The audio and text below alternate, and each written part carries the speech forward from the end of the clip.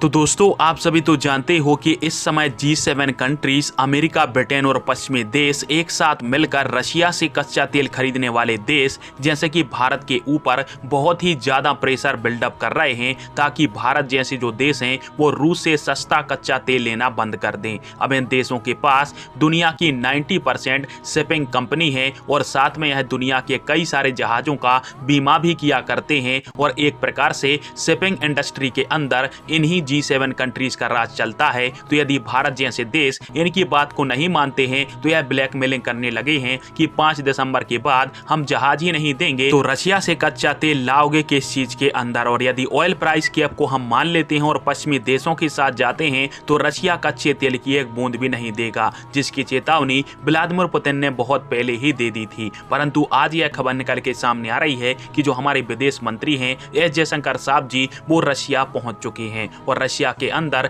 विदेश मंत्री एस जयशंकर साहब जी का पहला एजेंडा है इसी ऑयल प्राइस कैप के मसले को सुलझाना। और भारत जो दुविधा में फंस चुका है कि ऑयल प्राइस कैप को अपनाएं या फिर रशिया से डायरेक्टली सस्ता तेल कैसे उठाएं, इसके बारे में खुलकर बातचीत अब भारत के विदेश मंत्री एस जयशंकर साहब जी और रशिया के विदेश मंत्री सर्गेई लावरोव के बीच में होने वाली है। और इसको लेकर पश्चिमी मीडिया में खलबली मची हुई है और स्क्रीन के ऊपर आप सभी राइट हैंड न्यूज के स्क्रीन का स्क्रीनशॉट भी देख सकते हो, जिसके माध्यम से ऐसी जानकारी दी गई है कि विदेश मंत्री एस जयशंकर साहब जी जाते ही 8 नवंबर यानी आज के ही दिन रशिया के विदेश मंत्री के साथ ऊर्जा क्राइसिस को लेकर ही बातचीत करने वाले हैं और स्पेशली तौर पर भारत और रूस के ऊर्जा सहयोग को किस प्रकार से बढ़ाया जाए और इसमें रूस भारत की किस प्रकार से मदद कर सकता है, इसके ऊपर विदेश मंत्री एस जयशंकर साहब जी रशिया के विदेश मंत्री सर्गेई लावरोव से बात करेंगे। और हो सकता है कि जो 5 दिसंबर के बाद भारत को जहाज ना मिलने की प्रॉब्लम आ रही है